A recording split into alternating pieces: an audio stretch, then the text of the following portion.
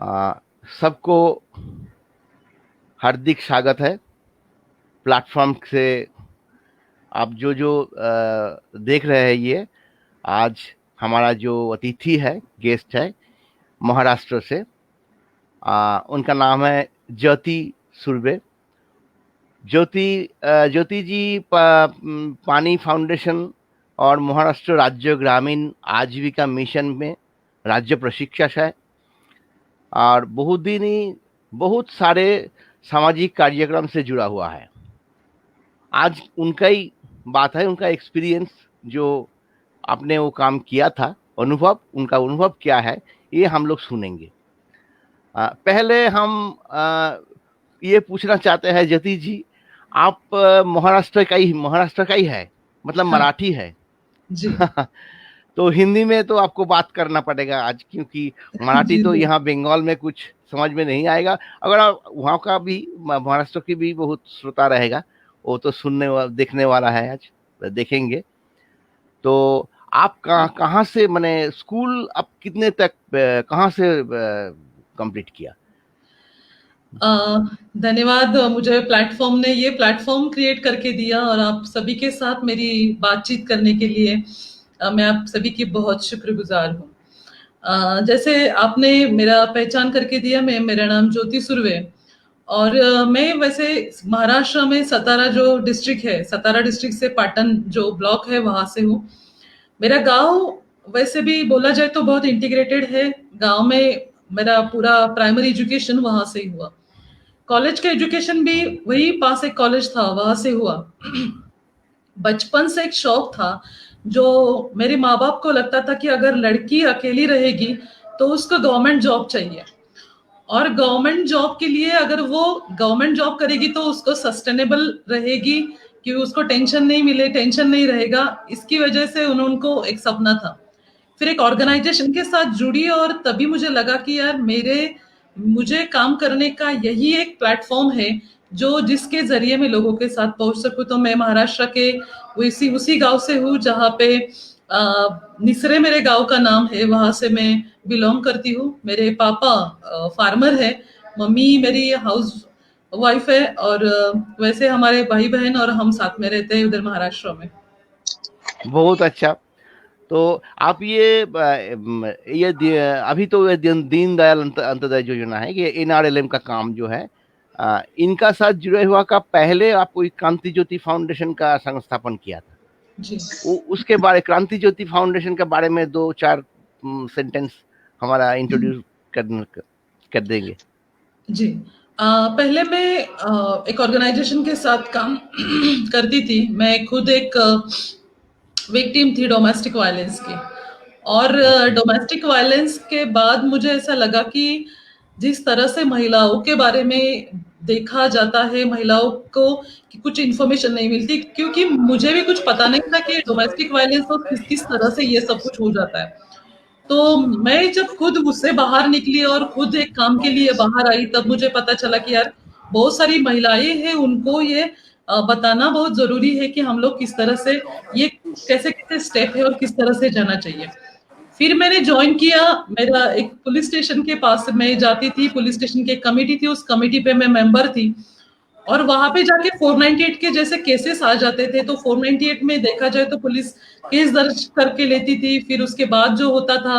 और 498 को देखा जाए तो लोग थोड़े उसको देखने के लिए पुलिस स्टेशन में भी वो देखा जाए तो बहुत मतलब उसको देखते थे, परखते थे कि वो सच्ची केस है या झूठी केस है। और मुझे बहुत दुख लगता था कि महिलाएं जब पुलिस स्टेशन में आ जाती है तो वो डेयरिंग है उसका कि वो पुलिस स्टेशन में आ जाती थी। और 10 केस में एक केस ऐसी हो जाती कि वो गलत है, महिलाओं ने आवेश में आके वो केस दर्ज किया है, लेकिन 9 केस थी वो सच्चाई में थी, लेकिन फिर भी उसको देखने का तरीका अलग था। फिर 498 कोर्ट में जाती थी और कोर्ट में तारीख पे तारीख, तारीख पे तारीख हो जाती थी। फिर उसको न्याय के लिए मतलब बहुत वेट करना पड़ता था। और बहुत सारी महिलाएं थी, तो वो जैसे मैं गांव से बिलोंग करती हूँ वैसे ही गांव से वो लोग थे। तो मुझे लगा कि क्यों ना मैं क्रांति ज्योति की तहत मैं महिलाओं को डोमेस्टिक वायलेंस का के बारे में बता दूं।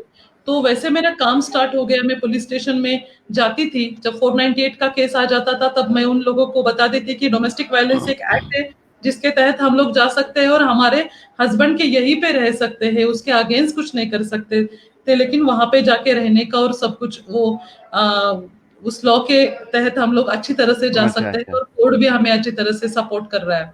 तो इसी तरह से क्रांति ज्योति का जन्म हुआ और उसकी उसके साथ मैं काम करने के लिए लगी। बहुत तो अच्छा। ये मेरा एक्सपीरियंस था, तो वो यूटिलाइज हाँ, करने के लिए, और खुद भी उसमें से जा गई थी मैं। वो डोमेस्टिक वायलेंस की खुद विक्टिम थी, तो मुझे पता था कि किस तरह से ये वायलेंस ये होता सब था। होता है। या हाँ हाँ।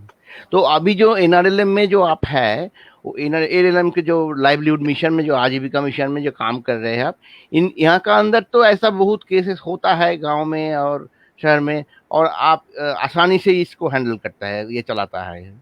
जी। तो ठीक है।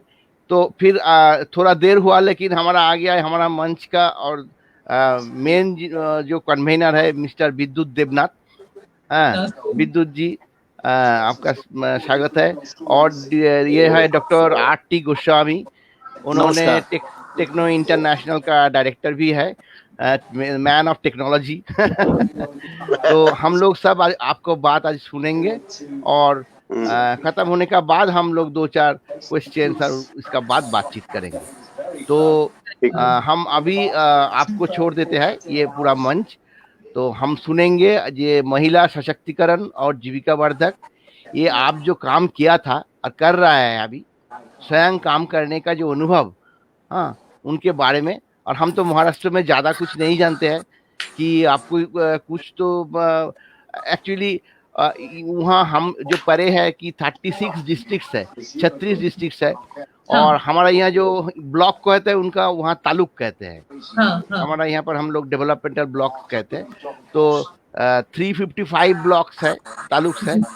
और 60,000 का ऊपर 63,663 villages according to the census report, मे भी थोड़ा प्लस माइनस हो सकता है। तो 63,000 विलेजेस। एंड आप तो उसके गांव के महिला को अंदर आप काम कर रहे हैं। यदि उनका जनघनत्व तो जो पॉपुलेशन डेंसिटी वो थोड़ा कम है, ऑल इंडिया जो एवरेज है तो उससे कम है महाराष्ट्र में, लेकिन फिर भी 60,000 का ऊपर गांव, ये तो बहुत ही चिंता का बात है। तो हम आपको बात सुनेंगे। तो आपको छोड़ देते हैं ये मंच, बाद में आपको बात खत्म होने का बाद ही हम लोग बात करेंगे। ठीक जी है विद्युत दा, विद्युत दा, ओके। हम छोड़ देते हैं उनको। डॉक्टर गोस्वामी, हम यस उनको छोड़ यस देते हैं। ठीक यस है, यस। आप स्टार्ट कीजिए, जी। हम लोग चला जाते हैं, फिर मिलेंगे हम। यस। और नमस्ते आप सभी को। जिस तरह से मैंने आपको बताया कि मेरी ये जो शुरुआत थी, ये शुरुआत खुद से शुरुआत की हुई थी, खुद एक उससे जा रही थी। तो ऑर्गेनाइजेशन के साथ मैंने काम करने का, मैं खुद की ऑर्गेनाइजेशन फाउंड किया और उसके साथ मैं डोमेस्टिक वायलेंस के लिए काम करती थी। उसके बाद में जैसे कि इसके साथ एसआरएलएम के साथ मैंने काम करना शुरू किया, स्टेट उमेद यहाँ पे महाराष्ट्र रूरल लाइवलीहुड मिशन के साथ काम करना स्टार्ट किया। महिलाओं के साथ काम करने का एक जो एक्सपीरियंस था वो मेरे लिए बहुत अलग एक्सपीरियंस था। काफी सारी महिलाएं, काफी सारे एक्सपीरियंस। और जैसे मैंने अभी बोला कि डोमेस्टिक वायलेंस तो कभी कभी हम लोग उसको एक दायरे में रखते हैं कि ये उसकी फ्रेम है डोमेस्टिक वायलेंस की, लेकिन बियॉन्ड फ्रेम भी वायलेंस होता है, और वायलेंस की परिभाषा हर जगह पे अलग अलग है। तो इससे हम लोग महिलाओं के साथ जुड़े, उसके बाद में उनके साथ बातें करते रहते हैं। ये जो एनआरएलएम का काम शुरू हुआ, जो महाराष्ट्र रूरल लाइवलीहुड मिशन का काम महाराष्ट्र में जब शुरू हुआ, तब से शुरुआत से हम लोग उनके साथ जुड़े रहे। उनके साथ काम करने का एक एक्सपीरियंस था। शुरुआत के दौर में हम लोगों ने गवर्नमेंट ऑफिसर के साथ वो ट्रेनिंग प्रोग्राम किया, और उनका ट्रेनिंग प्रोग्राम हो जाने के बाद उनको मेन स्ट्रीम में लेने के लिए, पॉवर्टी जो रिड्यूस करने के लिए किस तरह से हम लोग काम कर सकते हैं वो स्ट्रेटेजी बनाने के लिए किया। पहले हम लोग हैदराबाद में गए थे, हैदराबाद में थोड़ा ट्रेनिंग प्रोग्राम हुआ, पॉवर्टी के ऊपर डिस्कशन हुआ। हैदराबाद में जो ट्रेनिंग हुआ उसके उसमें से बहुत चीजें, बहुत बातें थी, वो हमारे साथ एक्सपीरियंस शेयरिंग किया कि किस तरह से साउथ के कुछ स्टेट ने उनको पॉवर्टी कम करने के लिए काम किया है, और हमें महाराष्ट्र में किस तरह से काम करना चाहिए इसके बारे में। या बहुत बहुत सारे स्टेट्स थे हमारे साथ। लेकिन एक बात जो थी वो हर जगह पे है, जैसे कि दुष्यंत कुमार बताते हैं कि जो उलझ कर रह गई है फाइलों के जाल में, रोशनी वो गांव तक पहुंचेगी कितने साल में। 100 में 70 आदमी फिलहाल जब नाशाद है, दिल पे रख कर हाथ कहिए देश क्या आजाद है। 70 साल के बाद भी हम पॉवर्टी के ऊपर डिस्कशन करते करते हैं, पॉवर्टी कम करने के लिए चर्चा करते हैं। तो आज भी हमारे सिस्टम जो है वो सिस्टम उलझ गई है, फाइलों में उलझ गई है। इस टेबल की फाइल उस टेबल पर जाने के लिए हमारे आज भी सिस्टम में 10 दिन लगते हैं, 8 दिन लगते हैं, कई कई अलग एक्सपीरियंस होगा शायद, लेकिन ये दिन लगते हैं हमारे सिस्टम में। और ये उलझने ऐसी उलझ गई कि अगर मतलब एक गांव का मैं उदाहरण हमेशा इस वाक्य को देती हूँ, मैं जहां पे रहती हूँ वो मेरे पास कोयना डैम है सातारा डिस्ट्रिक्ट में, और वहां पे एक गांव है जो 50 किलोमीटर तकरीबन वो डैम से दूरी दूरी पे वो गांव है। कोयना डैम जो इलेक्ट्रिसिटी तैयार करती है वो इससे पहले उसको लक्ष्मी बोला जाता था कि वो महाराष्ट्र में देके महाराष्ट्र के कुछ स्टेट को भी देती थी और साउथ के कुछ स्टेट को भी वो प्रोवाइड करती थी वो इलेक्ट्रिसिटी। लेकिन उस ब्लॉक के मेरे मेरे ब्लॉक के अब 50 किलोमीटर का गांव था, उसका गांव का नाम था पांडरपानी। उस गांव को 23 जनवरी 2013 को लाइट मिली। तो ये मैं उदाहरण हमेशा देती हूँ कि जो उलझ कर रह गई है फाइलों के जाल में, रोशनी वो गांव तक पहुंचेगी कितने साल में। 100 में 70 आदमी, आज भी 100 में 70 आदमी नाशाद मतलब दुखी है, दिल पे रख कर हाथ कहिए देश के आजाद है। आजादी के हम लोग बहुत सारी बातें करते हैं, लेकिन पॉवर्टी के बारे में हम लोग देखा जाए तो बहुत सारी हम लोगों को उलझनों में लोग दिखे देते हैं। तो जैसे ये स्टार्ट किया, जैसे मैं गांव में जाती थी, गांव में देखती थी, स्टार्टिंग मेरा गांव में हुआ ट्रेनिंग से पहले, बाय प्रोफेशन में ट्रेनर बाद में बन गई। तो बहुत सारी महिलाएं थी कि, और हमारे इसमें ऐसा था कि ये एनआरएलएम से पहले एजीएसवाई काम करता था, और एजीएसवाई में ऐसे होता था कि जो पोअरेस्ट ऑफ पुअर फैमिली है उनको इंक्लूड किया जाता था, लेकिन जो येलो कार्ड जिनका था, रेशन कार्ड था, उनको ही हम इंक्लूड कर देते थे। और येलो रेशन कार्ड का तो प्रॉब्लम हम सभी को पता है कि कितनी सारी प्रॉब्लम्स उसमें है कि येलो में कौन है और वो उसमें रेड में कौन है, वो अभी तक गवर्नमेंट भी सुलझा नहीं पाई है। और ये जीएसवाई के एसएचजी में बहुत सारे लोग थे कि जो अच्छे लोग थे, मतलब जिनका फाइनेंशियल कंडीशन भी अच्छे है, वो भी महिलाएं थी, और फिर उसमें से बहुत डगमगा गए एजीएसवाई में। अच्छे एसएचजी भी थे और बहुत अच्छा भी था, लेकिन जो जिस तरह से गरीबों को, हम लोगों का गरीब मतलब उनको आगे लेने की जो प्रोसेस होनी चाहिए थे वो अच्छी तरह से हो नहीं पाई। बहुत सारे पोरेस्ट ऑफ पुअर फैमिली थे, गरीबों से गरीब लोग थे, वो पिछड़ गए, पीछे रह गए। और फिर एक बार हमारा अहवाल मतलब हमारा रिपोर्ट आ जाता है कि बहुत इतना सारा काम किया, इतना सारा फंडिंग किया, फिर भी लोग आगे नहीं जा पा रहे। हम लोग इसके ऊपर मतलब देख नहीं पा रहे, पीछे मुड़ के हमारा कोई रिपोर्ट नहीं है, और वो रिपोर्ट भी आ गया तो हम लोग रिपोर्ट पे एनालाइज नहीं कर रहे।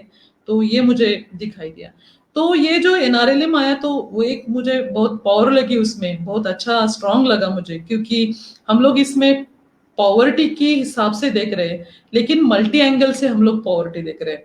और मल्टी एंगल से माने तो पॉवर्टी हम लोग फाइनेंशियल एंगल से ही देखते हैं, लेकिन सोशल पॉवर्टी भी किस तरह से होती है, या अलग अलग पॉवर्टी के जो एंगल है वो हमें देखने के लिए, कल्चरल पॉवर्टी बोलते हैं हम लोग, वो कैसे दिखाई देती है, तो वो हमें देखने के लिए मिला। अब महाराष्ट्र में तकरीबन लाख मतलब हजारों से ज्यादा फार्मर्स ने सुसाइड किया है, और उसकी पत्नियां आज भी है, उन्होंने सुसाइड नहीं किया है। वो भी एक रिकॉर्ड है हमारे पास कि उन्होंने कभी सुसाइड नहीं किया, उन्होंने रिस्पॉन्सिबिलिटी ले ली और उस काफी अच्छी तरह से उसकी फैमिली को आगे लेके गए, और उन्होंने एक स्टेबिलिटी रखी खुद को, और बहुत सारे बच्चों को सिखाया है उन्होंने। तो महिला जब ये आती है, उनको एसएचजी में लिया जाता है, सेल्फ हेल्प ग्रुप में लिया जाता है, स्वयं सहायता समूह में लिया जाता था, तो उनका एक रिपेमेंट का तरीका था, तो वो बहुत अच्छी तरह से था। अगर कितनी भी गरीब महिला हो ना, वो रिपेमेंट बहुत अच्छी तरह से करती थी। तो इसकी वजह से वो गांव में काम करने का एक मजा एक अलग था। एजेएसवाई में ऑलरेडी एसएचजी किए थे, लेकिन उसमें जो पोअरेस्ट ऑफ पोअर, हम लोग गरीब से गरीब महिला जुड़नी चाहिए, वो हमें कहीं दिखाई नहीं दिया था कि वो महिला जुड़ी है। जुड़ी होगी तो उन्होंने लोन नहीं लिया है, क्योंकि उसको डर लगता था कि कहीं मेरा लोन वापस जाता है या नहीं जाता है। तो बहुत डरते हैं लोग, बैंक से अगर लोन लिया तो उसका रिपेमेंट करने के लिए बहुत डरते हैं लोग, तो इसीलिए कभी नहीं लिया। इसमें से एक हुआ कि जब महिलाएं आ गई तो इकट्ठा आ गई तो उनको एक पावर लगी, उनको एक ताकत मिल गई कि हाँ मैं अकेली नहीं हूँ, मेरे साथ 10 लोग हैं, मेरे साथ 10 महिलाएं हैं, उनके साथ मैं आगे जा रही हूँ। और एक बॉन्डिंग एक क्रिएट हुआ, वो जो सोशल हम लोग जिसके बारे में सामाजिक एक डेवलपमेंट के बारे में हम लोग बोला जाए तो, और ये बॉन्डिंग का ये हुआ कि बचत के बारे में उनको थोड़ी समझ आ गई। मैं हमेशा एक बचत के बारे में उनको बोलती थी कि बचत क्यों जरूरी है। हम हमेशा हर बारे में उनको बोलते कि बचत करनी चाहिए, बचत बहुत जरूरी है। तो एक बचत के बारे में मैंने एक कहानी सुनी थी। बचपन से मैं वो सुनती थी और अभी भी सुनती हूँ, लेकिन हिंदी में मुझे उसको ट्रांसलेट करने के लिए थोड़ा अगर गड़बड़ी हो गई तो थोड़ा समझ लीजिए। एक आदमी था, थोड़ा क्या है कि मन मन मन की भी बात होगी, वो उसमें से कुछ हाइपोथेसिस भी होंगे। तो एक आदमी था और तरुण नौजवान था, वो गांव में रहता था। और एक बार उनको जरूरत पड़ी 1 रुपया की, तो वो साहूकार के पास गया और उन्होंने पूछा कि मुझे 1 रुपया की जरूरत है, और अगर मैं आपसे 1 रुपया लेता हूँ तो ब्याज पकड़ के मैं आपको कितने वापस देना चाहिए। तो साहूकार ने बोला कि 6 महीने मतलब 15-15 दिन का रहेगा, अगर 15 दिन में आपको लौटाने हैं तो मुझे 1 रुपया के 2.5 रुपए में 2 रुपए 50 पैसे मुझे वापस करने पड़ेंगे, और 1 महीने के बाद दोगे तो 5 रुपए मुझे वापस करने के लिए, इस तरह से तुझे मुझे वापस करना पड़ेगा। तो उसने सोचा कि यार ये बहुत प्रॉब्लमेटिक है, अभी कैसे जाए। तो उसने साहूकार से पूछा कि अगर मैं आपको 1 रुपया दे देता हूँ तो आप उसके कितने वापस देंगे मुझे। तो उन्होंने बोला कि आपने 1 रुपया रखा तो 15 दिन के बाद मैं तुझे 2 रुपए दे दूंगा, और फिर 1 महीने के बाद 4 रुपए दे दूंगा, इस तरह से उसका काउंटिंग रहेगा। बोला ठीक है। वो वहां से जाता है, फिर वो जाके गांव में जाता है और बहुत मतलब लगन से पैसे कमाता है, और फिर 1 रुपया कमा के मतलब बहुत लगन से कमा के 1 रुपया लाके साहूकार के पास देता है, और उस गांव से चला जाता है, कहीं दूर जाता है, वहां पे जाके उसका काम और दैनंदिनी वो करता है। 12 साल के बाद वो वापस आ जाता है और साहूकार से बोलता है कि साहूकार मेरा हिसाब करो, अभी कितने पैसे हो गए, अभी हम हिसाब करेंगे। साहूकार को लगा यार क्यों हिसाब के झमेले में पड़ रहे हो, बहुत टेंशन आ जाएगी इसके हिसाब से, ये 5-10 हजार रुपए ले 5-6 हजार रुपए ले लो और ये हिसाब निपटा लो। वो बोला नहीं मुझे हिसाब करना है। तो वो साहूकार हिसाब करने के लिए बैठा, जिस तरह से उन्होंने काउंटिंग उसको बताया था उसका हिसाब का अब हम सोचेंगे तो दिमाग भी बंद हो जाएगा, क्योंकि उसका हिसाब हुआ था 1,77,00,000 रुपीज। 1 रुपया की बचत का हिसाब था, जिस तरह से साहूकार दूसरों को देता था उस तरह से उसका रख के कितना हो जाता है। हाँ इसमें अलग अलग विचार है, अलग अलग सोच है, लेकिन एक बचत के अगर बचत के बारे में बचत के नजरिए से हम सोचते हैं तो इस तरह से बचत का एक फायदा हो सकता है। तो इस तरह से महिलाओं को इकट्ठा करके बचत का फायदा क्या है, बचत क्यों करनी चाहिए, इसमें से है। महाराष्ट्र में एक बात बहुत जरूरी है कि पूरे इंडिया में पंचसूत्रा से काम चलता है, मतलब हर हर टाइम मतलब हर महीने बचत करनी है, हर महीने पैसे कर्जा लेना है, वो वापस भी देना है, और उनका रिकॉर्ड भी मेंटेन करना है, और बचत के साथ साथ हमारी मीटिंग भी हर महीने होनी चाहिए। ये 5 सूत्र है जो पूरे इंडिया में सब लोग सब जगह पे करते हैं, सभी सारे लिम करते हैं। लेकिन महाराष्ट्र में उससे आगे 5 सूत्र का उपयोग किया था, अवलंब किया था। वो था हेल्थ रिलेटेड था, दूसरा था एजुकेशन के रिलेटेड था, तीसरा जो था वो पंचायत के साथ था, चौथा था जो गवर्नमेंट के स्कीम्स था उसके साथ था, और वो 10वां जो था मतलब 5वां था उससे आगे का, और 10वां हम लोग बोलते हैं उसको, वो था कि सस्टेनेबल लाइवलीहुड, शाश्वत आजीविका। तो इसका फायदा अगर देखा जाए कि पहले हम लोग वो करने के लिए तैयार थे, वो ड्राफ्टिंग किया था, सब लोग बोल रहे थे कि वो बहुत अलग है। मतलब आप हर स्टेट ने मतलब साउथ के बहुत स्टेट ने इस तरह पंचसूत्र का अवलंब किया, आप दशसूत्र क्यों ले रहे, लेकिन हम लोगों ने वो मतलब महाराष्ट्र गवर्नमेंट ने वो रिस्क ले लिया कि हम लोग दशसूत्री के हिसाब से हम लोग काम करेंगे और उसको हमारे एसएजी को उसकी तरह से हम लोग ग्रेडिंग करेंगे। उसका मतलब फायदा इतना अच्छा हुआ कि महिलाओं को हेल्थ के बारे में थोड़ा पता चला। मतलब हम लोग हेल्थ के बारे में बोल देते थे, लेकिन उनको हेल्थ के बारे में नहीं पता था। मतलब हर जगह पे टॉयलेट अभी बंधा हुआ है क्योंकि गवर्नमेंट ने बताया, लेकिन बाथरूम की सिस्टम आज तक रूरल एरिया में, ग्रामीण भाग में नहीं है। मतलब नहाने के लिए अगर हम लोग जाएंगे तो कई जगह पे कई सुबह होने से पहले महिलाएं नहाती है और जल्दी जल्दी में घर में आ जाते हैं। उसको आराम से नहाने का, साफ सुथरा नहाने के लिए वो बाथरूम नहीं है। वो उनके लिए काउंसलिंग था कि वो बात आप नहाना कितना जरूरी है। हर एक महिला का टॉयल होना चाहिए, वो टॉयल नहीं होता है, कभी कभी वो उसका ही जो पेटीकोट रहता है, कभी कभी उससे उसका पूरा शरीर साफ कर देती है। तो क्या हम लोग नहाना ये स्वच्छ होना है या हम लोग और गंदे हो जाते हैं, इसके बारे में उनको बताया जाता था हेल्थ के रिलेटेड। जो मासिक पाली रहती है, जो 4 डेज के लिए महिलाओं को रहते हैं, जिसके बारे में बोला जाता है, उसके बारे में उनको अवेयरनेस किया जाता था कि किस तरह से हमारे जो 4 दिन रहते हैं पीरियड्स के, वो 4 दिन में किस तरह से हमारी हेल्थ की मतलब हमारी फिक्र करनी चाहिए। और खुद महिलाओं के बारे में हम लोग शिक्षा के बारे में जब बोल देते थे तो हमें सब ये हेल्थ के बारे में इस इशू पे हम लोग बात करते थे। उसके बाद शिक्षा के बारे में हम लोग उनके साथ बात करते थे और वो हर एक एसएसजी में उनके मीटिंग में आता था। अभी हम लोगों को बहुत सारे लोग पूछते थे कि आप शिक्षा के बारे में, ये शिक्षा का सूत्र भी आपने लिया है, अभी क्या महिला शिक्षा करेगी क्या? कोई इस दुनिया में ऐसे कोई नहीं है कि उसको पढ़ाई नहीं की है। पढ़ाई हम लोग जिस तरह से जिस चौकट में देखते हैं वो पढ़ाई है, स्कूल वाली पढ़ाई। लेकिन हर एक महिलाओं को 1 और 10 वो पता है। 1 का 10, 1 1 रुपया का 10 हो जाता है, उनका पता है। उनको पढ़ने के लिए नहीं आता, लेकिन अंक मतलब 1 2 3 4 तो उनको पता है। हमने कितने पैसे दिए और हमारे कितने पैसे हो गए वो तो पता है। तो हम लोग किस इसमें दायरे में बोलेंगे कि उनको उनकी पढ़ाई नहीं है या उनको पढ़ाई करनी चाहिए। तो पढ़ाई हर एक की होती है। अभी पढ़ाई का सूत्र हम लोगों ने क्यों लिया? तो बहुत जगह पे महाराष्ट्र में तो ऐसे हो जाता था कि अगर एक बस्ती पे या एक इधर पे एक लड़की अगर मतलब उसको कोई प्रॉब्लम हो जाता है, वो किसी लड़के के साथ भाग जाती है, तो पूरी लड़कियों पे उसका असर पड़ता था, क्योंकि एक लड़की भाग के गई तो माँ बाप का नाम खराब हो गया। अभी बस्ती की पूरी लड़कियां ऐसे मतलब गलत करेगी तो पूरा बस्ती का नाम खराब हो जाएगा। तो कहीं कहीं जगह पे पूरे बस्ती की लड़कियों का स्कूल भी रुका गया था, रोका गया था। मतलब जाता है और कहीं कहीं जगह पे ऐसे भी हो जाता है, क्योंकि लोग ऐसे सोचते हैं कि अगर एक लड़की का असर पूरे लड़कियों पे हो जाएगा।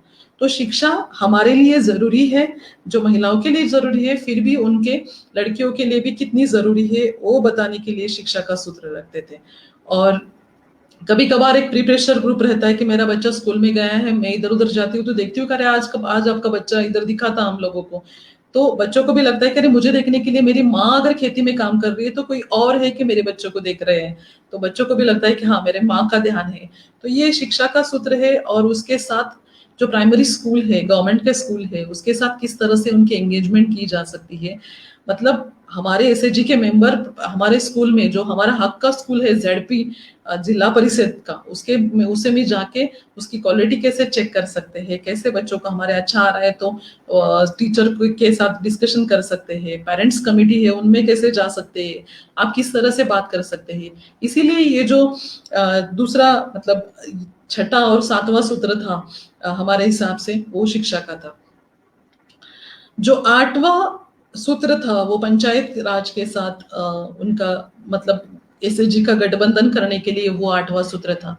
और वो इसीलिए था कि आज आप हम लोग ग्राम पंचायत महाराष्ट्र में 3 टायर सिस्टम है। मतलब ग्राम पंचायत, पंचायत समिति और जेडपी है। तो ग्राम पंचायत एक सांसद है कि उसमें जो निर्णय लिए जाते हैं वो निर्णय बदलने का हम लोग प्रावधान किसी और को नहीं है। तो वो ग्राम सभा में ही निर्णय बदल जाते हैं। तो हमारे ग्राम सभा में एक दिन पहले महिलाओं की ग्राम सभा होनी चाहिए, तो वो अच्छी तरह से नहीं हो पाती थी क्योंकि महिलाएं नहीं आती थी। और जो मुख्य ग्राम सभा है, महिला ग्राम सभा के बाद जो मुख्य ग्राम सभा है उसमें भी महिलाओं का सहभाग नहीं होता था, क्योंकि कैसे जाए कैसे बात करे। और आज तक ये सरपंच महिला होके भी कभी कभी उसका पति ये सब कुछ देखता है।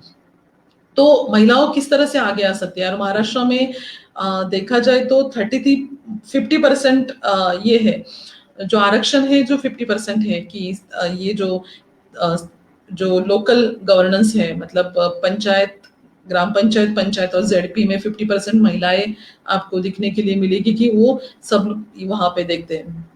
तो एसएचजी की महिलाएं बहुत सारी जगह से क्यों नहीं वो पार्टिसिपेट हो जाएगी, कभी पंचायत की मेंबर हो जाएगी, कभी पंचायत समिति की हो जाएगी, या कभी जेडपी की हो जाएगी।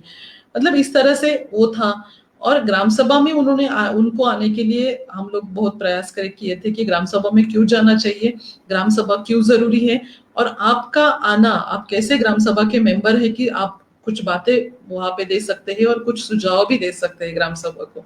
तो ये जो एंगेजमेंट थी उनकी और ग्राम पंचायत की, इसीलिए महिलाओं को ग्राम सभा में जाना पंचायती राज के साथ जुड़ाव था। और नौवा जो हमारा सूत्र था वो था कि गवर्नमेंट के स्कीम्स के साथ उनको जोड़ना और उनका लाभ उनको मिलने के लिए मिलवा के देना। तो ग्राम सभा एक था कि उसमें से जो लेटर आ जाता था कि इस टाइम ग्राम सभा होने वाली है, और उससे पहले आप ग्राम सभा में कौन से विषय पे बात करनी चाहिए। तो ये विषय ऑलरेडी जेडपी की तरफ से आ जाते थे कि आज आपको इस स्कीम के अंडर आपको इतने सारे लोगों को सिलेक्ट करना है, इतनी सारी मतलब विमेन एंड चाइल्ड वेलफेयर से इतनी सारी महिलाओं को ये कुछ मिलना है, पर्सनल फैमिली को ये मिलने वाला है, मतलब देने के लिए ये स्कीम है। और ये स्कीम लोगों को पता नहीं चलती थी, कभी कभार स्कीम 2-4 दिन पहले पता चलती थी, और डॉक्यूमेंटेशन करना और उसको इकट्ठा करके देना तो पॉसिबल नहीं था कि लास्ट डे में वो देना। तो क्यों नहीं कि ग्राम सभा में उसका डिस्कशन के लिए महिला उसमें पार्टिसिपेट हो जाए और उनको पता चले कि अरे हाँ, आज ये डिस्कशन हुआ है, ये स्कीम है, इस स्कीम के तहत हम लोगों को ये सब कुछ देना है। तो इसीलिए पंचायत राज के साथ अगर वो जुड़ जाती है तो जो गवर्नमेंट की स्कीम्स है वो भी आ जाती है। हमारे एसएजी में अगर देखा जाए तो एसएजी में सिर्फ ऐसे ही महिला है जिस तरह से समाज के हर एक घटक में जो महिला है वो है, मतलब हर एक जाति की, हर एक पंथ की, हर सभी की, सभी जगह से महिला है। तो कभी विडोज है, कभी सेपरेटेड वीमेंस है, कभी मतलब डिवोर्स जिनका हुआ है वो महिलाएं हैं। तो अलग अलग महिलाएं रहती थी। तो इन 3 कैटेगरीज थे वो 3 कैटेगरीज के लिए हम लोग क्या कर सकते हैं गांव में, एसएजी के अलावा उनको कुछ स्कीम से जोड़ सकते हैं क्या, जिसको हम लोग सोच रहे थे। तो गवर्नमेंट स्कीम्स के साथ अगर हम लोग उनको जोड़ देते हैं तो उनको कन्वर्जेंस की तरफ तो संजय गांधी जो निराधार महिला का स्कीम था महाराष्ट्र में उसके साथ जुड़ा गया। कुछ महिलाओं को लड़का लड़की नहीं है संभालने के आगे आगे जाके, तो 60 अबव 65 उनको एसएजी में नहीं ले सकते तो क्या कर सकते हैं, तो उनको स्कीम्स के साथ कैसे जोड़ा जा सकता है। तो उनको श्रावण बाल जो योजना थी उसके साथ स्कीम थी उनके साथ कैसे जोड़ा जाए, और उनको वो जो महीने का पेंशन है वो कैसे मिल सकते हैं। तो इस तरह से उनका जुड़ाव एक स्कीम के साथ दिया, जो जिस कन्वर्जेंस किया उनका, तो वो आगे जा सकते हैं। तो इसीलिए उनका पंचायत में जाना और पंचायत में जाके स्कीम्स का इंफॉर्मेशन निकालना वो बहुत जरूरी था, इसीलिए वो जो सूत्र महिलाओं के लिए इम्पोर्टेंट था। आगे का और लास्ट का जो सूत्र है वो था कि सस्टेनेबल लाइवलीहुड, जिनको आजीविका के बारे में हम लोग बात कर रहे हैं। आजीविका का मतलब लोगों को ऐसे लगता है कि आजीविका या माने तो हम लोग एक कुछ अच्छा ऐसा डिफरेंट टाइप ऑफ कुछ करें कि लोग हमारी जो जो कुछ तैयार कर रहे हैं वो लोग लेके जावे, मतलब हम लोग कुछ मशीन वशीन लेवे, कुछ अच्छा करे, वो मार्केट में जाए और मार्केट रेडी है हमारा कुछ प्रोडक्ट लेने के लिए। वो एचएसवाई में ऐसे ही हुआ। एचएसवाई में ऐसे हुआ कि महिलाओं को ट्रेनिंग दिया गया। अभी मान लीजिए पिकल का ट्रेनिंग दिया गया, आम यहाँ पे बहुत ज्यादा रहते हैं तो आम का पिकल करने के लिए उनका ट्रेनिंग दिया गया। तो पूरे गांव के महिला ने वही किया। अभी हम लोग ये बोलते हैं पापड़ यहाँ पे बनाते हैं, अलग अलग इसके रेसिपीज महिलाएं यहाँ पे बनाती है, कभी ज्वार का बनाती है, कभी चावल का बनाती है। तो अलग अलग ये पापड़ यहाँ पे बनाए जाते हैं। तो पूरे गांव महिलाओं ने ही पापड़ बना दिया। तो हमारे यहाँ पे, मतलब हमारे यहाँ पे नहीं, पूरे जिधर देखा जाए वहीं पे हाल था कि महिलाओं ने बहुत जोश के साथ ये सब कुछ किया, लेकिन आउटपुट क्या मिला? जीरो मिला। ये वो डिमोरल हो गए, उनको आत्मविश्वास ही कम हो गया। यार इतना सारा सब कुछ किया, फिर भी हमारा कहीं मार्केट में गया नहीं है, बिका नहीं है, क्योंकि मार्केट में और भी कॉम्पिटिटर्स है कि वो हमारे साथ कंपटीशन में भी है। लेकिन हम लोगों ने उनको मार्केट की कुछ मतलब आइडिया नहीं दी थी कि मार्केट किस तरह से होना चाहिए। जेएसवाई में यही हुआ। तो एनआरएलएम में एक हुआ कि, या यहाँ पे महाराष्ट्र में भी एक हुआ कि बहुत सारे एग्जीबिशंस हो गए। ये एग्जीबिशंस हर एक डिस्ट्रिक्ट में हो जाते हैं, और ये एग्जीबिशंस की तरफ से वो महिलाएं हमारा खुद का एक स्टॉल लगाती थी। कभी खाने का था, कभी उन्होंने कुछ बनाए हुए वस्तुओं का था। तो एक कॉन्फिडेंस आ गया उनको कि अरे हाँ, ये मार्केट में इस तरह से भी लिया जाता है, इस तरह से लोगों को कन्विंस किया जाता है, इस तरह से भी ये रिस्क भी है, और इस तरह से हम लोगों को ये सब कुछ लेके हमें आगे जाना है। तो ये महाराष्ट्र का जब एग्जीबिशन रहता है तो एग्जीबिशन में वो पार्टिसिपेट करती थी। उसके बाद एक स्टेट लेवल का एग्जीबिशन, एक या दो चार, जहाँ पे भी ऐसा लगता है कि गवर्नमेंट का कुछ प्रोग्राम है, तो गवर्नमेंट ने हमेशा एक एग्जीबिशन टाइप ऑफ लगाया, क्योंकि महिलाओं की जो भी बनाती थी वस्तुओं, जो भी है उनका फूड है, खाना बनाना है, तो उसके स्टॉल लगाए जाते थे। तो इसी तरह से उनको प्रोत्साहन दिया गया, और ये लाइवलीहुड के बारे में उनको जागरूक किया गया। लाइवलीहुड के बारे में बहुत सारी समझ और मतलब है कि हमें, जो लोगों को, हाँ सर, वो 32,000 रिकॉर्डेड है। तो और 32,605 रिकॉर्डेड सुसाइड केसेस है। सर बहुत मतलब यहाँ पे है कि डिपेंड पूरा है वो खेती के ऊपर है। आपने अभी पहले दो महीने, एक महीने पहले देखा होगा कि यहाँ पे बहुत सारी बारिश हो गई, और बारिश की वजह से किसानों ने जो भी बीज आया था, हाथ में आने वाला था, वो 2-4 दिन पहले से निकाला होता है, तो आज फार्मर अच्छे रहते थे। लेकिन फिर भी वो बह के गया पानी में, और आंखों देखा वो हाल था। क्या करेंगे लोग भी? एक तो बैंक का कर्जा है, कहीं इतनी सारे रीति रिवाज है हमारे पास, ये रीति रिवाज को उनको आगे लेके जाना पड़ता है। बहुत सारे लोग ऐसे बोल देते हैं सर कि अरे क्या उनको सुसाइड करने की जरूरत थी। लेकिन आज लड़कियां उनकी 22 साल, 24 साल, 25 साल, 30 साल की है, उसको शादी करने के लिए ये सब कुछ है। समाज इस तरह से, एक तरह से बोलता है कि लड़कियों को शादी में खर्चा क्यों करना चाहिए, और दूसरी तरफ से कुछ समाज है वो खर्चे के बिना शादी नहीं करता है। वो रिस्पॉन्सिबिलिटी है, बच्चों है, उनको स्कूल में जाना है, स्कूल की फीस है, इतने सारे प्रॉब्लम में फार्मर फंसा है। उसको एक दूसरी तरफ से वे नहीं है कि उसको कोई सपोर्ट कर सके। मुझे एक्सपीरियंस है क्योंकि मेरे पापा फार्मर हैं। जब मेरे पापा फार्मर मतलब अकेले काम करते थे, तभी उनको वो रात रात भर ऐसे मतलब खड़े रहे, रात रात भर मतलब चूल्हा जला के उसके पास बैठते थे और सोचते थे क्या करे और क्या क्या नहीं करे, क्योंकि हम लड़कियां थी, उनका एजुकेशन है, घर चलाना है। तो हमने उनको देखा है, और जिस तरह से उनको एक एक्सटर्नल सपोर्ट मिल गया फाइनेंशियल, तो इस तरह से उनको एक थोड़ा रिलीफ मिल गई कि यार हाँ, अभी उनको नींद आने लगी है, नहीं तो वो रात रात भर सोते नहीं थे। ये मेरा खुद का एक्सपीरियंस है। तो लोग बोलते हैं कि क्यों सुसाइड किया यार उन्होंने उन्होंने सुसाइड नहीं करना चाहिए था। मैं उसके साथ नहीं हूँ, सुसाइड के साथ नहीं हूँ, लेकिन एक आदमी की एक मतलब सोच इस जगह पे आ जाती है कि वहां पे कुछ नहीं दिखता है, कुछ नहीं। लेकिन हाँ, इतने सारे फार्मर्स ने सुसाइड किया, 32,605 फार्मर ने सुसाइड किया, लेकिन आपने एक भी केस नहीं देखी होगी कि उनके वाइफ ने कभी सुसाइड किया है। कभी नहीं किया, क्योंकि उसमें उन्होंने वो सब कुछ आगे लेके गई, बहुत जिद से, बहुत मेहनत से वो आगे लेके गई। और उस हौसलों को मैं आज भी सलाम करती हूँ, क्योंकि वो हौसला 4 दिन के लिए बहुत सारे लोग आ जाते हैं और नमस्ते करके उनको बहुत सारे मशवरे भी देते हैं, और बहुत मतलब हम आपके साथ है वो बोल देते हैं, लेकिन 4 दिन के बाद जो होता है ना, वो बहुत खराब हो जाता है। लोग आज भी हमारे मतलब सोसाइटी में हमारे 4-5 दिन के बाद वो माहौल है, तभी तक वो माहौल खत्म हो जाता है, तो हम आगे की कोई और कैंडल लगाने के लिए तैयार हो जाते हैं, क्योंकि पिछले कोई कुछ बातों में हम देखने के लिए तैयार नहीं।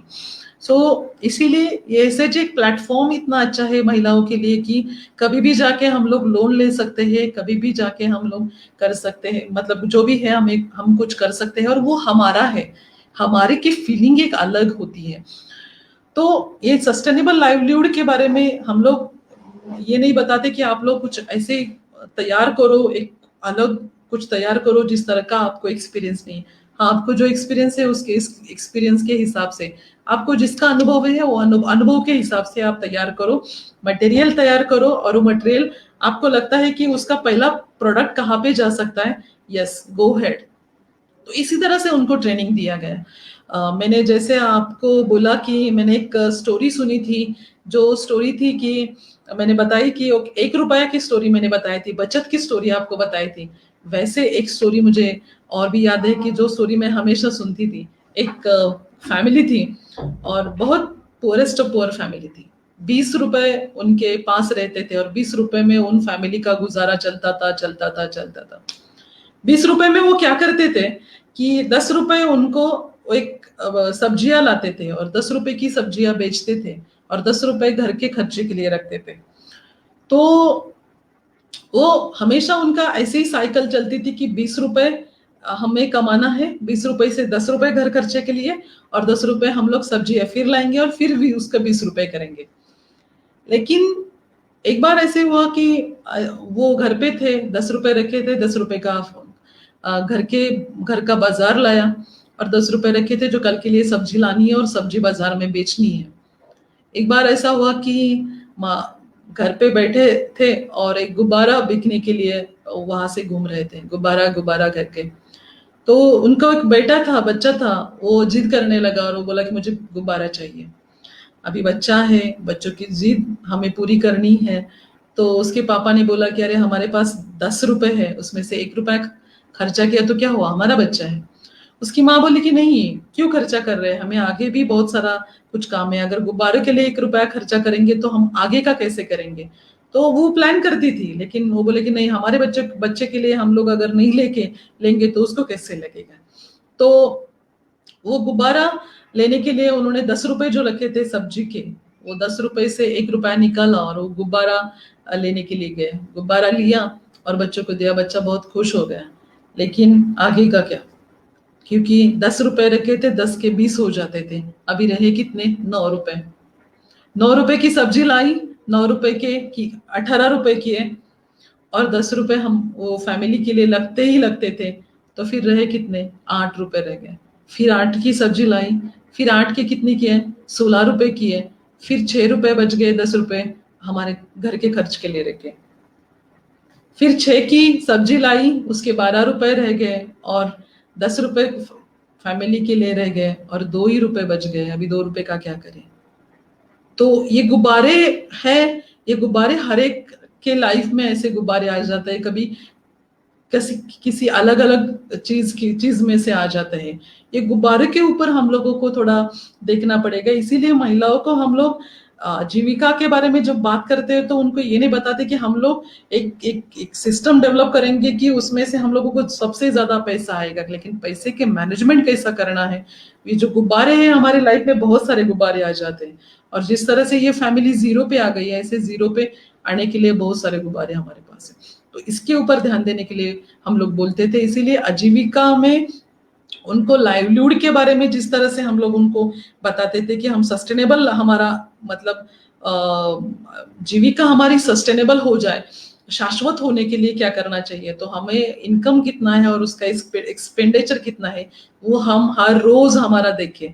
हर रोज अगर हमें पॉसिबल नहीं है तो हर महीने का हम लोग देखें कि हम लोग एक्सपेंड कितना खर्चा कर रहे हैं और कौन से चीजों पे कितने कितने गुब्बारे हम लोगों ने भी खरीद लिए हैं, वो गुब्बारे हम लोगों को कैसे कम करने हैं। तो इस तरह से हम हमारी फैमिली का आय बढ़ा सकते हैं। और बहुत सी चीजें हैं कि हमारे पास है, गवर्नमेंट ने की है, फिर भी हम लोग एक स्टेटस की वजह से हम लोग बाहर जाते हैं। जैसे मैंने बोला कि हेल्थ रिलेटेड कुछ इशू है तो हम लोग प्राइवेट हॉस्पिटल में जाते हैं और प्राइवेट हॉस्पिटल में अगर डिलीवरी भी करनी है तो आजकल बहुत ये आ गया है, तो प्राइवेट हॉस्पिटल में जाते हैं और प्राइवेट हॉस्पिटल में अगर सीजर करना है तो 15 से 20 हजार रुपए लगते हैं। अगर फैमिली नॉर्मल है तो वो गवर्नमेंट हॉस्पिटल में भी कर सकते हैं। आजकल गवर्नमेंट हॉस्पिटल ने उनका स्टेटस बहुत अच्छी तरह से किया है। मतलब मेरे खुद के माता पिता गवर्नमेंट हॉस्पिटल में जाते हैं और वो ट्रीटमेंट करके आ जाते हैं। तो इतनी अच्छी ट्रीटमेंट वहां पे मिलते हैं, फिर भी हम लोग बताने के लिए हम लोगों को, मतलब लोगों में हमारा स्टेटस रहता है कि हम लोग इस हॉस्पिटल में उनका सीजर किया है। तो ये भी एक गुब्बारा है कि अगर 15,000 का हम लोगों को, एक हम लोग ये बोलते हैं कि पैसे पैसे का, अगर हम हमारे पास एक ये है कलश है, तो अगर उसको एक छेद भी है, जैसे हेल्थ रिलेटेड इशू है, छेद है, तो हम कितने भी ऊपर से पानी इसमें डालेंगे मिट्टी के माट में तो वो भरेगा नहीं, क्योंकि हमारा हेल्थ रिलेटेड इशू है। 15,000 हमारे 15,000 उसमें से गए, और 15,000 कमाने के लिए हम लोगों को कितने दिन जाते हैं, तो ये भी सोचना बहुत जरूरी है। एजुकेशन का भी वही हाल है आजकल, वो स्टेटस है इंग्लिश मीडियम का। मतलब आज देखा जाए तो बहुत सारे पुराने पुराने इन द सेंस कि हम अभी तक आईएएस आईपीएस है, जितने सारे बड़े लोग हैं हम लोग देखते हैं उनको, उन्होंने भी प्राइमरी स्कूल में ही उनके पढ़ाई की है। कुछ लोग हैं कि उन्होंने उनका एजुकेशन बाहर से किया है, लेकिन जेडपी के स्कूल में, गवर्नमेंट स्कूल में ही पढ़ाई की है। लेकिन फिर भी आजकल इतना स्टेटस आया है कि माँ बाप को अंग्रेजी के बारे में कुछ पता नहीं है, लेकिन फिर भी उन्होंने उनका बच्चा कहाँ पे दिया है, इंग्लिश मीडियम स्कूल में दिया है। अभी पता नहीं है उनका प्रोग्रेस कैसे चल रहा है, वो कैसे सीख रहा है, कैसे क्या कर रहा है, उसका कोई पता नहीं। लेकिन हमें लगता है कि हमारा बच्चा सीखे, तो हमारा बच्चा सीखना चाहिए। तो ये भी एक है गुब्बारा कि हमें पता नहीं है, हम कैसे समझ सकते हैं कि हमारा बच्चे की प्रोग्रेस क्या है। तो ऐसे कुछ है कि एजुकेशन हमारा गवर्नमेंट का है, फिर भी हम लोग वहां पे दे देते हैं, कंपटीशन है, ये है वो लगा के, और फिर हमारा बच्चा और उनका बच्चा साथ में आ जाते, तभी हमको पता चलता है यार हमने कितने पैसे वेस्ट कर दिए, इसका भी बच्चा मेरे बच्चे जैसे ही है, वो मेरे से 2 कदम आगे है, तो ऐसे कैसे हुआ। तो इस तरह से एजुकेशन के बारे में कुछ स्कीम्स है महिलाओं को, जो स्कीम के साथ जाएगा, तो वो जो हम लोग मिट्टी का घड़ा बोलते हैं, उसमें से पानी कम हो जाएगा, और मतलब धीरे धीरे से वो भर जाएगा। तो ये जो जिस तरह से हम लोगों के पास से जो पानी ऊपर से तो हम लोग भर रहे हैं कि सस्टेनेबल लाइवलीहुड बोल रहे हैं, हमारी जीविका सस्टेनेबल बोल रहे हैं, शाश्वत बोल रहे हैं, और नीचे से ये पानी ऐसे जा रहा है, कहीं कहीं जा रहा है, उसके ऊपर हमारा ध्यान नहीं है। अगर वो ध्यान हम लोग उनको उनको उनकी तरफ उनका पॉइंट कर देते हैं, तो उनको समझ में आ जाता है, अरे हाँ इतने सारे गुब्बारे हमारे भी पास हैं जो हम लोगों ने यूज किए हैं, हम लोग अभी भी खरीदते हैं, और इसकी वजह से आज तक हम सस्टेनेबल, मतलब हम उस तरफ नहीं जा पाए। तो ये जो बात है, इस तरह से ये दशसूत्री है, इससे काम किए, काफी अच्छा एक्सपीरियंस रहा मेरा भी इस मतलब इसमें, क्योंकि मुझे बहुत अच्छा लगता था, क्योंकि मैं जब उनके साथ काम करती थी तो सिर्फ इसके प्रॉब्लम नहीं आते थे, बहुत सारे महिलाओं के खुद के प्रॉब्लम, कुछ हेल्थ रिलेटेड प्रॉब्लम थे, कुछ फैमिली के प्रॉब्लम थे, बहुत सारे प्रॉब्लम्स आते थे। और ये सब कुछ देखना, उनके साथ डायलॉग करना, उनके साथ बातें करना, वो मेरे लिए बहुत अलग था। क्योंकि हम समाज, मतलब जिस तरह से हम लोग, हमारी जितनी सोच है उतनी ही लोगों को समझ पाते हैं, उससे ज्यादा लोगों को समझ नहीं पाते। उससे आगे जाके जब हम लोग समझ पाते हैं, समाज को देखते हैं, तो एक नई दृष्टि हम लोगों को भी मिलती है कि काम कैसे करना चाहिए, और लोगों में जाके किस तरह से हम रहना चाहिए। ये मेरे लिए काम करना नहीं था, मुझे एक एक्सपीरियंस, मैं खुद को बिल्ड कर रही थी, खुद को देख रही थी। मैं हर बार जब सोसाइटी में जाती थी, काम करती थी, फिर आके आईने में देखती थी, अरे हम कहाँ हैं। बहुत अच्छी सोच थी, बहुत अच्छे विचार लोगों के मिलते थे, और इस तरह से वो जो जर्नी थी मेरे आजीविका के इसके साथ, वो काफी अच्छी रही। और वो करते करते जिस तरह से महाराष्ट्र में जो हमारे 36 ब्लॉक है, उसमें से अभी एसएचजी का बारे में बोला जाए तो 4,83,391 एसएचजीज है जो महाराष्ट्र में है। अब 4 लाख एसएचजी है, और वो पूरे एसएचजी में वो सब कुछ काम किए, उनको ट्रेनिंग किए, अलग अलग ट्रेनिंग का मॉड्यूल डेवलप किए। मुझे बताने के लिए बहुत खुशी होती है कि पहले बार मैंने जब ट्रेनिंग किए, कुछ महिलाएं थी कि जो पढ़ी लिखी नहीं थी, और दूसरी बार मैं जाती थी तो उन्होंने बता देती थी कि मैडम मैंने एडमिशन लिया। कुछ लोग 2-4 साल के बाद मिल जाते थे, या मैसेज आ जाता है कि मैडम मैंने अभी ग्रेजुएशन भी पूरा किया ओपन यूनिवर्सिटी में। और काफी बहुत अच्छा लगता है मुझे जब मैं आगे जाती हूँ, तो जब मैं किसी के साथ बोल देती हूँ, तो तो सशक्तिकरण और सबलीकरण, जब हम लोग बात करते हैं तो सबलीकरण का मतलब ये नहीं है कि बहुत अच्छा वाला, मतलब एक तरह से महिला आगे आए, बहुत सारी बातें करती है, अगर उसके फैमिली ने भी उसको एक्सेप्ट किया, बातें करने के लिए उसको एक प्लेटफॉर्म दिया, घर से भी उसको इजाजत मिली, तो सशक्तिकरण हो गया, सबलीकरण हो गया, ऐसे मुझे लगता है। बहुत सारी जगह पे हमारी फैमिली ही है कि जो हमें सपोर्ट करती है। अगर फैमिली की तरफ से हमें अगर सपोर्ट नहीं मिलता है तो वही प्रॉब्लम हो जाता है कि हम समाज में नहीं जाते, हम आगे नहीं जा पाते हैं, और बहुत सारी चीजें आगे आ जाती है। चाइल्ड मैरिज के बारे में भी मैं बहुत बार बात करती हूँ कि अगर मैं नहीं समझ पाती हूँ तो एटलीस्ट ये है कि बहुत सारी चाइल्ड मैरिज होती थी यहाँ पे इससे पहले, लेकिन आज अभी अभी महिला इतनी सारी सामने आ गई, बातें कर, खुल के बातें करने लगी, अभी खुद का डिसीजन खुद लेने लगी है, और बच्ची का डिसीजन भी वो लेने लगी है। तो चाइल्ड मैरिज बहुत रिड्यूस हो गए, बहुत कम हो गए। और उसमें से हम लोग ऐसे बोलते हैं कि मतलब शादी के बाद बच्ची उसके घर छोड़ के जब उसके मायके उसके ससुराल जाती है, तो ससुराल में जाने के बाद उसको लिहाज सब आना चाहिए, उसको किस तरह से बैठना चाहिए, किस तरह से उठना चाहिए, सास को कैसे रखना चाहिए, ससुर को कैसे रखना चाहिए, उसके पति को कैसे रखना चाहिए। यार, तो ये तो एक एमबीए की डिग्री हो गई, मैनेजमेंट वाली डिग्री हो गई, और ये डिग्री है उनके पास, फिर भी हम लोग उसको अप्रिशिएट नहीं कर सकते, अप्रिशिएट नहीं करते। तो ये अप्रिशिएशन बहुत जरूरी है फैमिली से। हम लोग होटल में जाते हैं ना, होटल में जाके कितना भी कैसा भी होटल हो, अगर खाना नहीं अच्छा भी, वहां पे वहीं पे जाके हम लोग टिप रख के आते हैं, पैसे देते हैं उधर वेटर को देते हैं। इसीलिए नहीं देते कि हम लोग उसके पास पैसे नहीं, उसको ऑलरेडी पेमेंट मिलता है, फिर भी उसको पैसे देते हैं। लेकिन घर में हमारी घरवाली है जो खाना बनाती है, कभी हमने उनको कभी कभार बोल देते हैं, लेकिन कभी नहीं देते कि वो सब्जी बनाए ना, बहुत अच्छी बनाई, आज तुमने कुछ अलग ही एक अच्छा अच्छा स्वाद उसमें डाला है, कुछ अच्छा प्यार डाला है। कल देखिए आपका आप एक्सपीरियंस देखिए कि कल आप बहुत अच्छी सब्जी देख खाएंगे, कल आप बहुत अच्छी तरह से उसको और प्यार उसमें आ जाएगा। लेकिन हम अप्रिशिएट नहीं करते, हम लोग प्रोफेशनल रहते हैं बाहर, हम लोग घर पे वो नहीं दिखाते, घर पे हम लोग कभी अप्रिशिएट नहीं करते। ये अप्रिशिएशन होना चाहिए, ये अप्रिशिएशन हमारी फैमिली से पहले होना चाहिए। अगर हमारी फैमिली अप्रिशिएट करती है तो सोसाइटी ऑटोमेटिक कर देती है। सोसाइटी को समझने के लिए बहुत देर लगती है, क्योंकि मैं मेरा स्टार्ट जब किए थे सोशल सेक्टर में, तो पहले मुझे गांव में जाना पड़ता था और कन्विंस करना पड़ता था। तो कन्विंस करने के लिए मुझे महिलाओं को कन्विंस नहीं करना पड़ता था, मुझे जेंट्स को कन्विंस करना पड़ता था। और सब लोग मुझे ऐसे देखते थे कि अरे यार क्या लड़की है, पूरा मतलब हाथ से गई माँ बाप के, इतने सारे लोगों में वो अकेली बात कर रही है, लड़की बात कर रही है, उसका चलन शायद कैसा होगा, इस तरह से भी लोगों ने बात की। लेकिन एक है कि हम जिस सोसाइटी में काम करते हैं, अगर दिल से काम करते हैं तो सोसाइटी उसका ये भी रिटर्न भी हमें अच्छी तरह से देती है।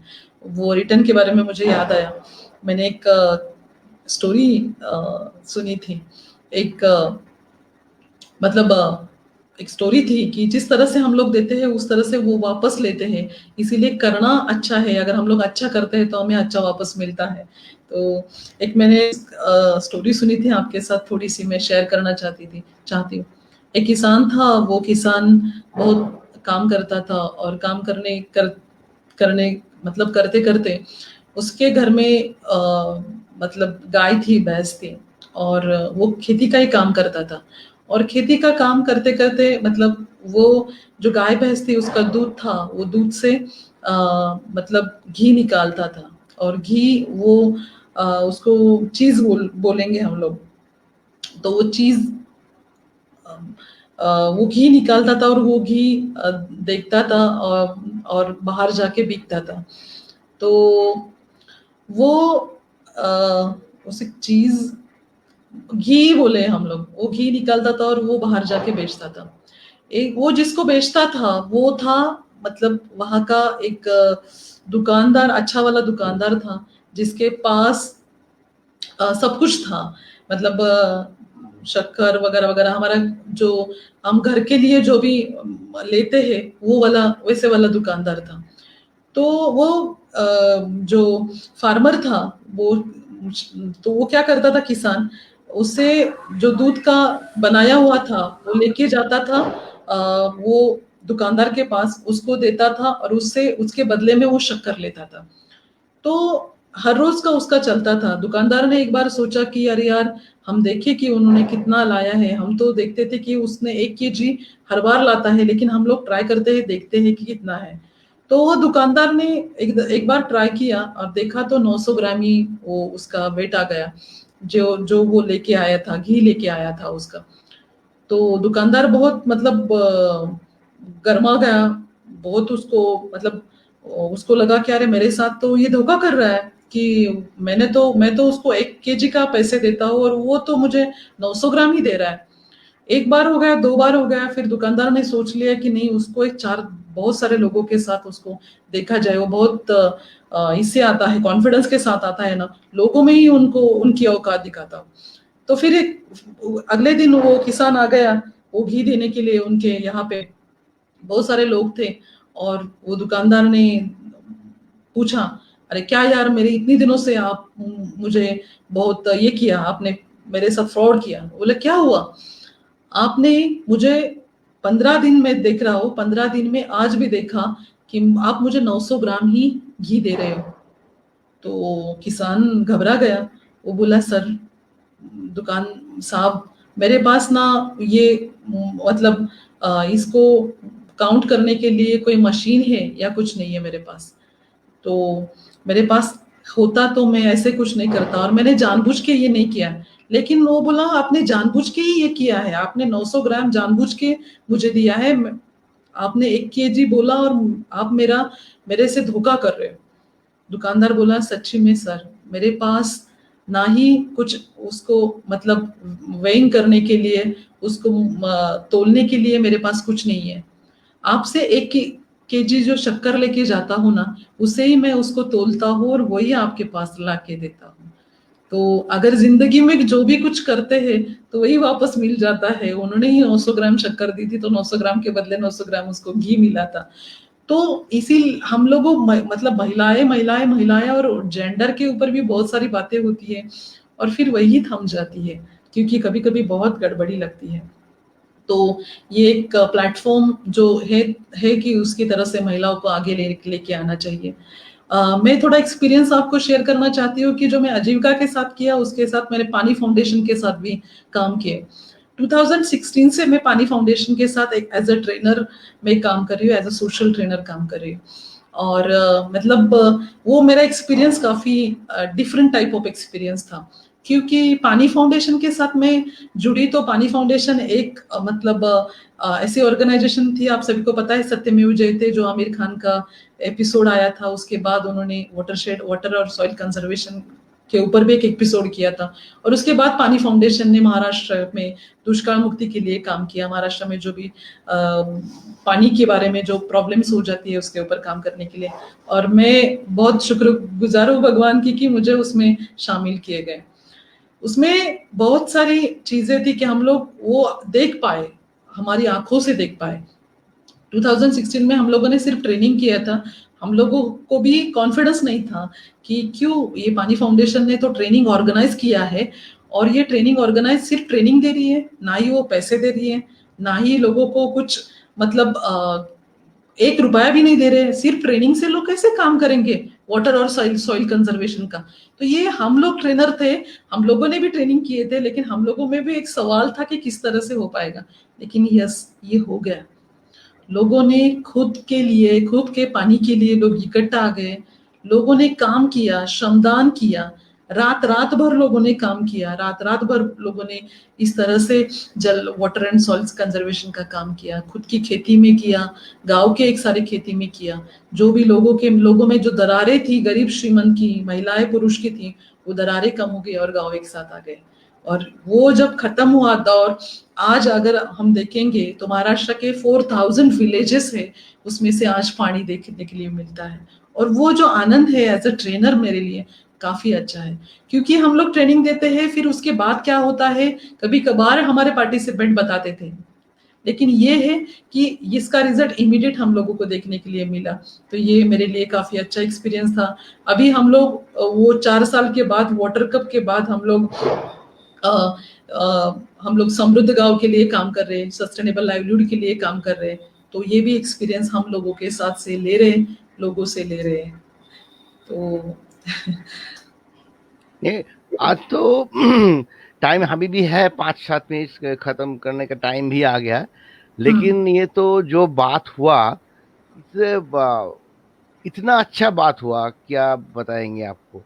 हाँ, तो सबको लिए पहले तो ये जानना जरूरी है कि ज्योति जी और मैं, हम लोग एक ही कॉलेज में कुछ दिनों के लिए, कुछ सिर्फ 12-14 दिन, 2 हफ्ते के लिए एक साथ पढ़े थे, एक साथ पढ़े थे।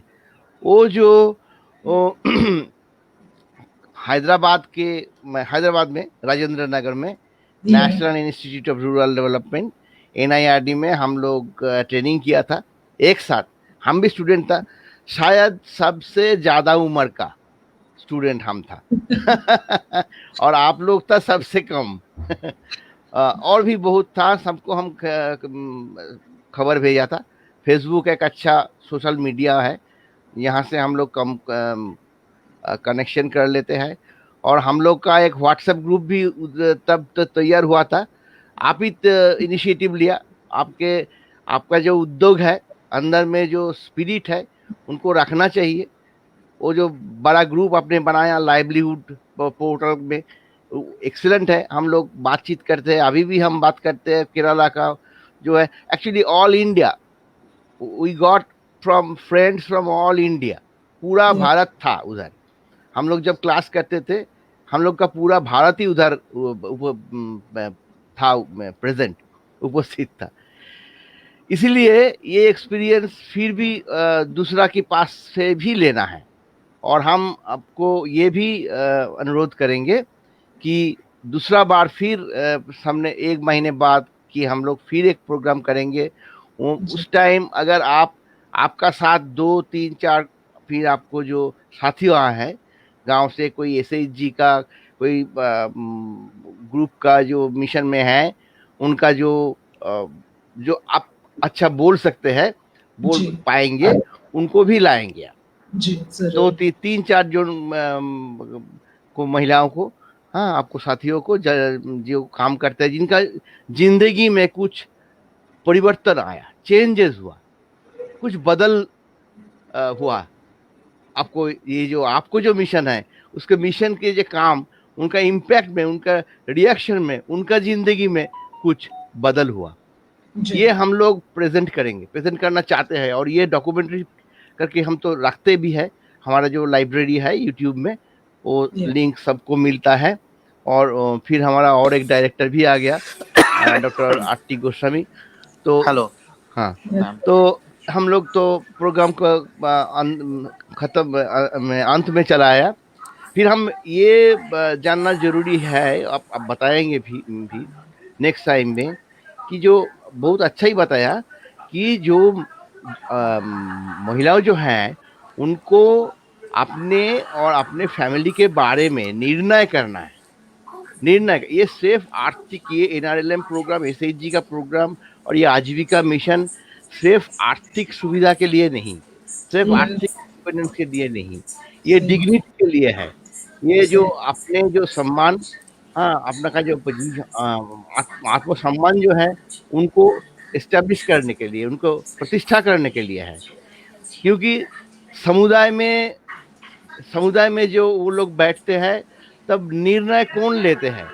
अभी भी अभी भी पुरुष ही लेते हैं, सही है, ज्यादा से ज्यादा। लेकिन ये बात बदलते हैं। हाँ, ये नहीं है कि वही जो है वही है, नहीं। इसका बदलने की तरीका भी है। सरकार का जो आइन है, टाइम लेते हैं, लेकिन एक मिशन भी है। लेकिन इस मिशन के लेकर हम लोगों को का, जितना महिलाओं हैं, उनको आगे आना चाहिए, आगे जी, बढ़ना चाहिए। हो सकता है बहुत कुछ बैरिकेड हो सकता है, बाधा हो सकता है, हाँ, लेकिन आगे बढ़ना चाहिए। लाइक यू, आपके आपके मुताबिक आप खुद एक एग्जाम्पल है, एक उदाहरण है सबके सामने। फिर हम रिक्वेस्ट करेंगे डॉक्टर आरती गोस्वामी को। हमारा टाइम अभी भी बाकी है, 2-3 मिनट, कुछ बात करने के लिए और उनको धन्यवाद देने के लिए, शुक्रिया देने के लिए। डेफिनेटली मैं भी पूरा सुना हूँ, बीच में मेरा थोड़ा टेक्निकी ये थोड़ा आवाज ठीक से नहीं आ रही बोल के मैं आई कुड नॉट लिसन। बहुत अच्छा प्रोग्राम, मैं really say praiseworthy effort by you, what you have done, what you are doing at present. I am not very well aware of all the things what professor Kundu has said. उन्होंने उनका बहुत जान पहचान है, बहुत कुछ उनका जानकारी है रादर, बहुत कुछ। But I am with him and I get to know many things from him. But really, through you, through your voice, through your these things, the delivery, we बहुत कुछ जानने को मिला। Excellent thing. तो हम लोग भविष्य में भी ये करेंगे जे और थोड़ा प्रोग्राम और जानने के लिए, और हम लोग will reach to many people जो so that उन लोग भी बेनिफिटेड हो जाए। हाँ, महिलाएं भी आए ये प्लेटफॉर्म में, हम लोग का कोशिश ऐसा ही है। So once again thank you very much. Thank you sir, thank you. तो ज्योति जी, आज के प्रोग्राम यहाँ ही हम खत्म करते हैं। जी। सबको धन्यवाद, नमस्कार, नमस्कार। Thank you very much.